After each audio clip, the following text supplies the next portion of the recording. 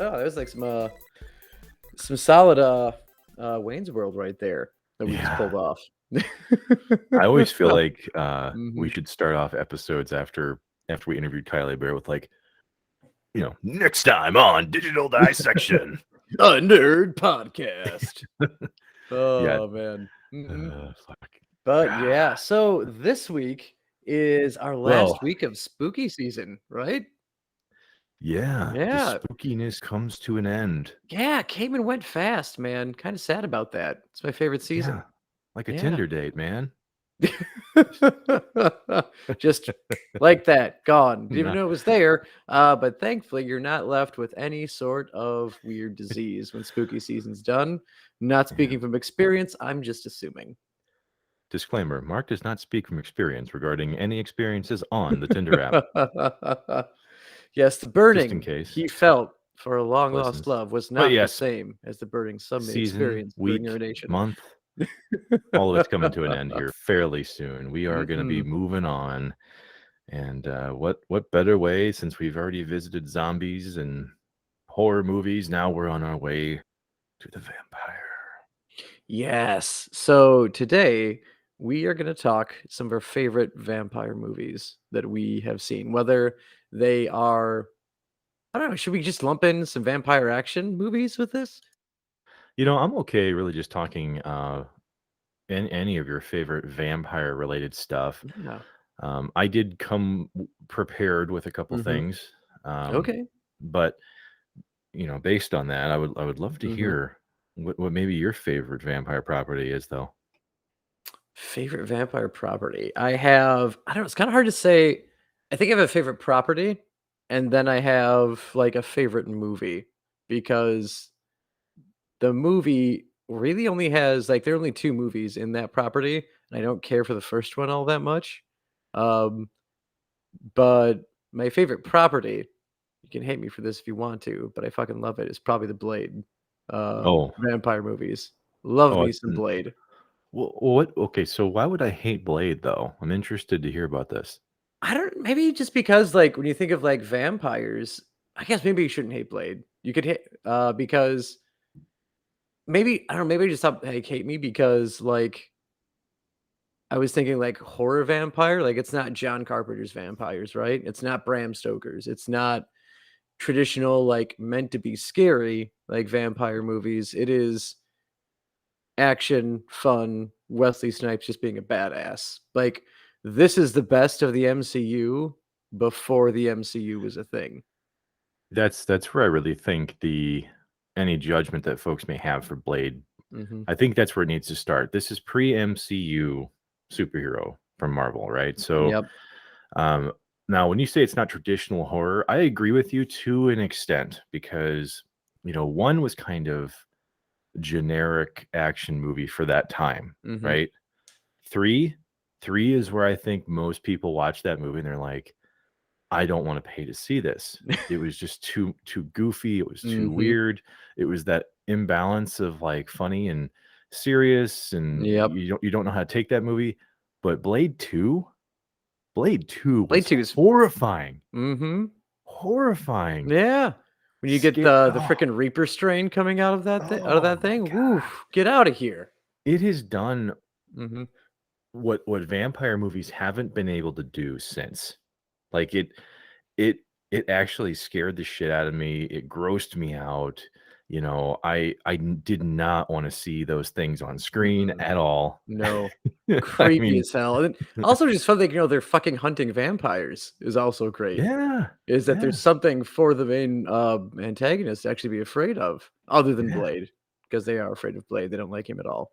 Oh no, I mean, Mm. but I just remember that fondly actually because I remember. I mean, this is kind of in that territory where nerdiness was not so much a thing that you shared with everybody, you True. know. So me loving Blade was almost like well, I guess I quietly enjoyed Blade just like I did Saturday sci-fi movies. Mm. Which, yeah, fucking love Saturday sci-fi movies. Well, I guess I don't know if they're still going. Then again, I don't have sci-fi anymore. But yeah, I love those cheap ass movies. They were great. Yeah. But no, and then in Blade 2, again, like I don't know. Maybe I'm just a sucker for any time that we have to get a team together to do something in a movie.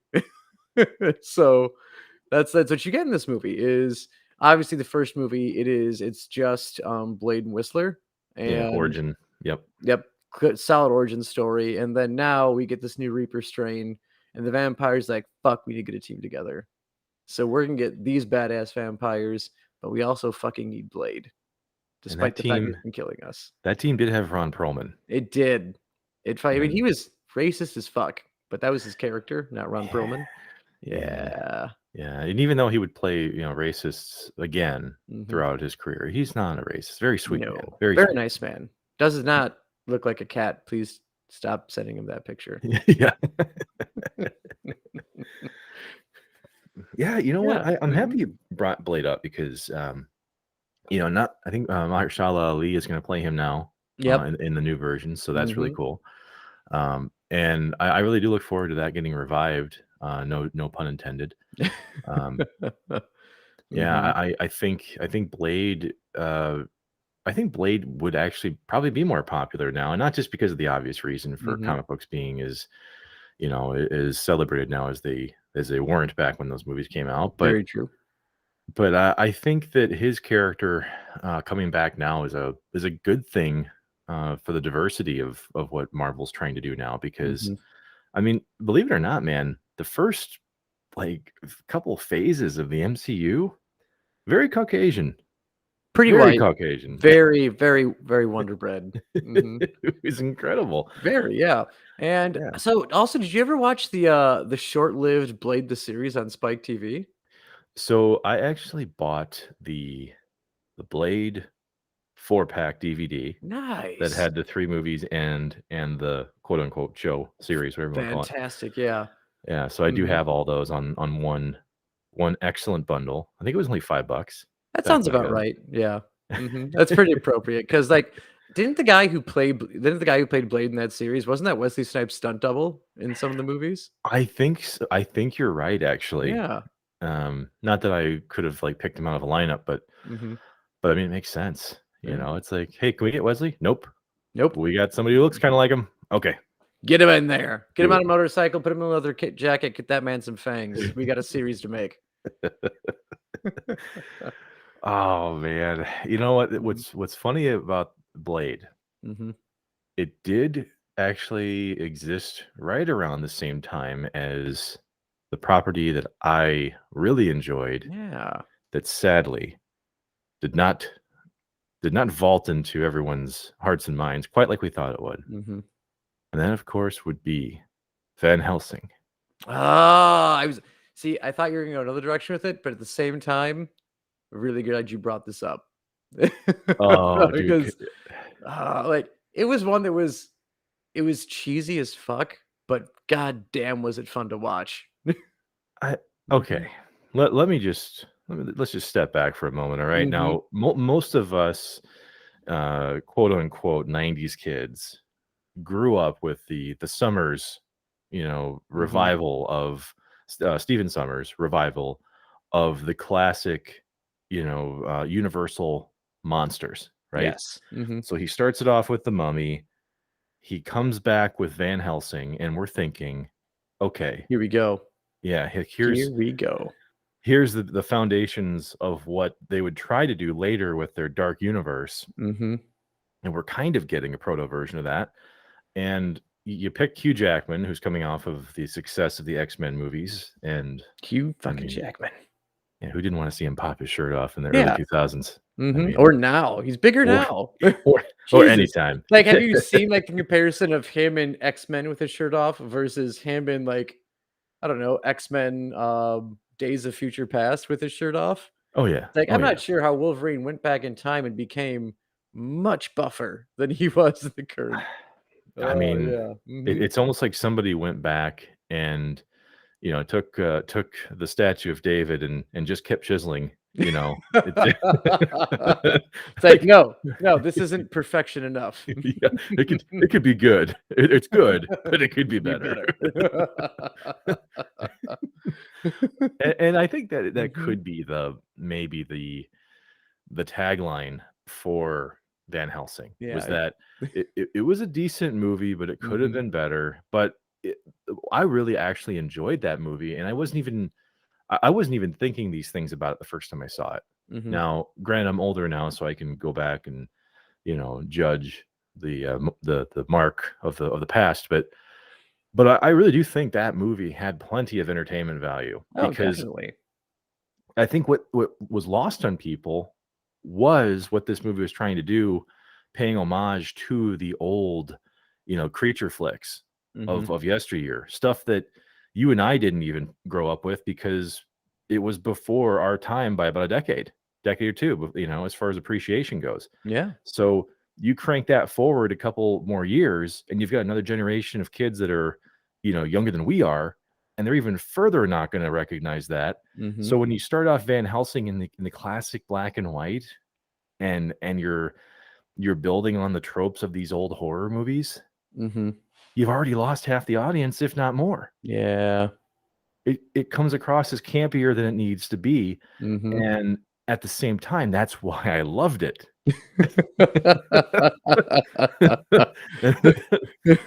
That's why I really enjoyed it, Mhm. and you know what?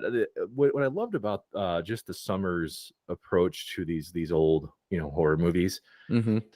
was that he did manage to tweak the elements of horror more towards the action element, kinda like what we were talking about with Blade, right? Yeah. I mean, you've got some horror elements that are there, but they're just not amped up. Mhm. Like, this is the aspartame version of horror now, you know? Yeah, pretty much, and I don't know, like, I think that could be partially, like, the creature design of what's going on here, Yeah. but, like, that's also kinda sucks is, like, this film came out in a time where CGI was starting to get pretty decent, but still looked a little too cartoony to really be believable. At times, yeah. Mhm. I mean, people were really hard on, The Mummy 2's CGI in the finale Yeah. because, well, it Well, I mean, The was bad. Rock liked a weird crab person, but they were going Scorpion King, they got crab person. It was crab Yeah, people. people. Yeah, it was it was just it was just as much artistic interpretation as it was, Mhm. "You did a bad job." Yeah. And I think Yep. everyone can admit that, but Yep. They were it like yeah. 5 step they were like a step above the dancing baby. Mm, Yeah. yeah, it was one of That those. was Scorpion King. It Mhm. and you know what? I get it. It was the same team, right, largely behind that did Van Helsing. Mhm. I think what may have happened in Van Helsing was the some of the best CGI occurs a little bit later in the film, Mhm. whereas everything that builds up to that, I don't know if maybe they just if it was at the end of the back Oh. end of the development schedule or what, Mhm.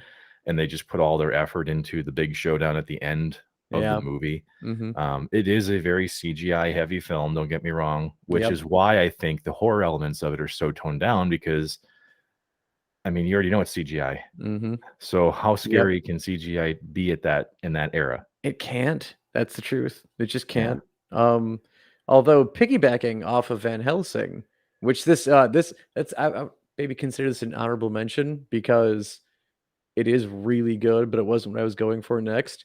But Van Helsing did have Kate Beckinsale, who Mhm. is the star of the Underworld franchise, Oh, yeah. which was again that was a fantastic fucking ride. That was like the first Underworld. I don't know. I actually enjoyed, I enjoyed every Underworld movie. Did not hate a single one of them. Even the origin one with the Rise of the Lycans, didn't think that was horrible. Wasn't good, wasn't great, but also wasn't just like, a pure stink fest. Well, but let's take people on a brief time traveling journey for a moment, though. Mhm. Underworld comes out at a time where everybody's clad in black leather, Yep. everybody's wearing shades even at That's night. what's cool. Yeah. Everything's black leather. The X-Men were black leather, Blade's black leather. Yeah. Um, Doctor dramas, all black leather. Yeah, the Catholic Everyone's Church, doing it. black Black leather, leather. everybody, Mhm. everybody. Yep. Yeah, I mean, it was just all over the place, and I actually appreciated, Underworld despite kinda suffering that early 2000s Mhm. cheese where it's like the music is Yeah. let's just call it what it is. The music was not great. No. Uh, I mean, I can't even tell you just just how hard it is to listen to music from the earliest side of the 2000s. Okay, there's some good stuff, but most of the stuff that shows up in action movies is just trash. I'm sorry. Which is just bad. Um, but yes, Underworld, did Mhm. a very good job, surprisingly, for a horror/sci-fi movie Yeah. in that Mhm. time frame, because you've got the lore of, like, the ancient vampires, and then you've got the warring, werewolves and vampires fighting Mhm. back and forth. And this is one of the first movies I saw with Michael Sheen, in it, like, prominently. Mhm. Was this, and so if anything, like, I'll thank it for kind of being a springboard for both, Sheen and Beckinsale. Yeah. It really showed that, they could do more than what maybe people had attributed to them at that time, Mhm. right? And this is my first, experience with Bill Nighy, to be honest. Oh, really? This is your first Bill Yeah, Nighy this is movie? my first Bill Nighy movie. Oh, Mhm. oh, cool. Okay, oh, fair enough. Yeah, I mean, I guess that's a good point. This is around that same time that Bill Nighy started to do more, films that were, like, Mhm. catering to American audiences. And oddly enough, when we interviewed, well, I say we, when we sat down with Lou Temple, he Mhm. actually mentioned that, Rango was one of the first Bill Nighy movies that where he did an Oh, American accent. So, really? yeah, so, like, Huh. Mhm. this whole shift in his appearances did kinda happen around that time too. Alright. Yeah, so I guess it's a springboard for several names. Yeah, firsts all around. Yeah, yeah, Ah, and I mhm. agree with you too on the prequel. The Rise of the Lycans, I thought was a good way to capitalize on Mhm. some of the dialogue mentions about the ancient vampires they didn't have time for Yep. in these movies. Mhm. Yeah, the And stuff that was basically just like an like intro lore or like a way to pass one scene to the next, they actually really got to expand upon in Rise of the Lycans. So it was a yeah. lot of fun. Yeah, how Mhm. many, series have you seen that were able to do that? Actually, go on a series that do it and do it as well as Underworld did, very few. Yeah. That's the Oh, yeah. thing. Mhm. Yeah, Because, like, things will go back or, like, I don't know. I think of things like something like as terrible as the movie Pan. Do you ever see that thing? Good lord, what a trash movie. Holy crap. This, like, attempt at doing, like, a frickin' rock opera. The CGI is 1, has no business being as bad as it is for the time it was made, because this is when CGI is actually decent and it looks cartoony and shit, and I don't know if they were going for whimsical because it's Neverland, but, like, it's not very whimsy, and it's also not very realistic. It's some crap in between, and for some reason, James Hook has a Texas accent. Yeah. Like, what the hell is going on? The Also, that movie, total, total fucking waste of yours truly, Mr. Van Helsing himself, I the know, I was greatest gonna say, showman. it's proof that Completely wasted. not every Hugh Jackman musical No, is going to be a banger, it's not. unfortunately. And Pan is, I don't know. It's his, maybe Pan is Hugh Jackman's Alien 3. I guess, man. You Mhm. know what? Pan was one of those movies where I just remember it being so beaten up that I couldn't give it a shot. Couldn't And do it. Mm-mm. you know what? I On the topic of Underworld, Underworld was one of those series where one felt Mhm. so unique and fresh to everybody Yep. that, like 2, 3, and then the prequel, and then actually, yeah, Yeah. is I think that's how it is. 2, 3, and the 2, 3 prequel. prequel. Yep, and then the Then there's a eventual 4th. 4th. Yeah. Yeah, Mhm. and there's a And the 4th. Yeah. yeah. I've watched the first half of the 4th. Mhm. Um, I just haven't returned to it yet, and then it's not because I hate it or anything. I just haven't. It's like Mhm. there's random movies where I get halfway through it and I get Oh, yeah. sidetracked, and Mhm. here's a side quest. So, Yep. so Yeah. that's yeah. And the fourth one's like Michael's gone, isn't he? That's the thing, like, he's missing, and he is We're that not 4? gonna we're not Yeah. gonna talk about Not gonna that. say not gonna spoil it, but hey, we've got other vampire goodness to go here because I do know that while Van Helsing is probably one of your favorites, there was a joint enjoyableness for both of us, and that was 30 Days of Night. Oh, good lord, was 30 Yeah. Days of Night amazing. Oh my god, I remember seeing the first trailer for this movie, and I'm like, "Holy fuck, does this look freaky?" And I wanna fucking be scared sitting in a movie theater watching that from the moment, because I think what you see first in the first trailer that dropped for it is you see a record spinning and playing, and then you just see this old, twisted, crusty looking finger with a huge nail come down and Mhm. tap the record, and the record starts playing. And it's like, Yeah, "Oh, fuck." yeah. It just hits you right away. It's very rough, man, Mhm, and so I lived in Alaska for 4 years, as we've mentioned a few times. Now, I was too young to really truly appreciate just how crushing the amount of, like, nighttime that you would get there was, because mhm. I was just a kid, I didn't quite understand it yet. Yeah. Um, but looking to this movie, knowing the real inspirations of how this exists, Mhm. and truly putting yourself in the shoes of, wow, they're screwed. They are Yeah, they're screwed. fucked. Like, night the fact that you're getting night for a month and these things, there's nothing there that can fucking save them or protect them. No. They were what, 2 cops? The Maybe plane 3? and the one plane that comes through town isn't coming back for a while. No. And then to make matters worse, there's an ex, or I guess there's a marriage that broke up, Mhm. and these people have to live together in the same small town, Ooh. and a lot of people didn't know who Danny Huston was yet. Mhm. He played Marlowe, the main vampire. Yep. And Danny, oh god, Huston he Oh, is just oh, creepy. oh my god, the fucking the scene where I think it's like he drags woman out to the middle of town. No, it's in her house. It's in her house. It's not in the middle of town. Um, and she is just terrified because she saw like her family get slaughtered. She knows she's going to die, and she's saying like, "Oh God, please save me." And then he just stops and then looks up and just says, "No God." Yeah. It's No like, god. oh my thing. Oh, to yeah. Oh, as someone who does not subscribe to that anymore, that scared me, like, oh my god, like, that's a moment where, like, you would hope that something is there, and this thing just assures you that it's not coming, like, oh, Dude, holy crap, good horror. like, the vampires in this movie, if I had Mhm, to, like, draw a parallel to them, like, if you've ever watched a movie where someone's wearing a helmet and there's a visor that hasn't been flipped down yet, mhm.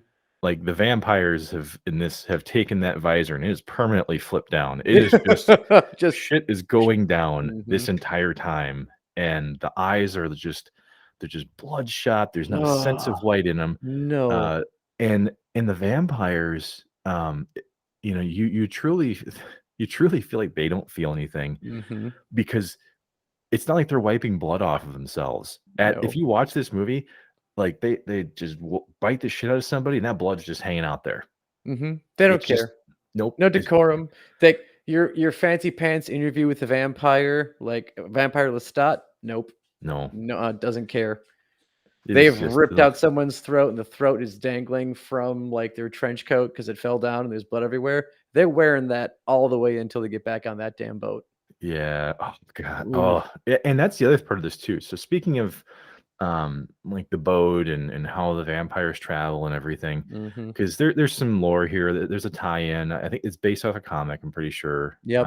Or at least a mini series. It's Yeah, I a think it's a graphic novel. Mhm. yeah.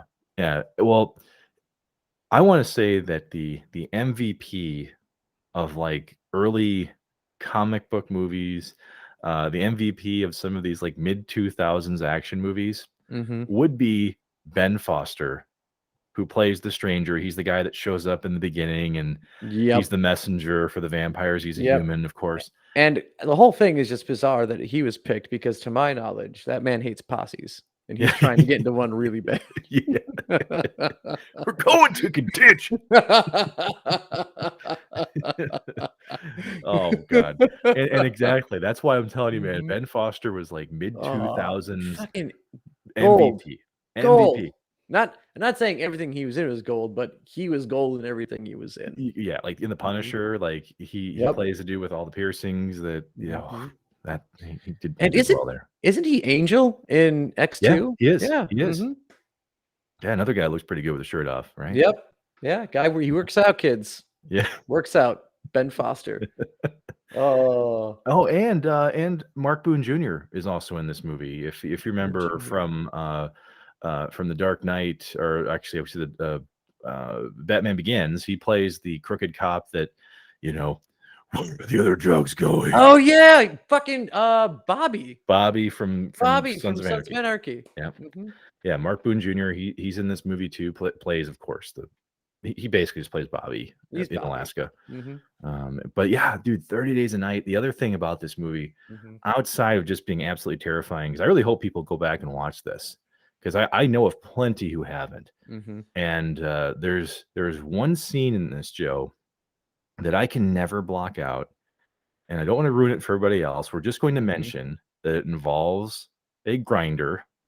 Yeah. If you remember, late in this movie, Mhm.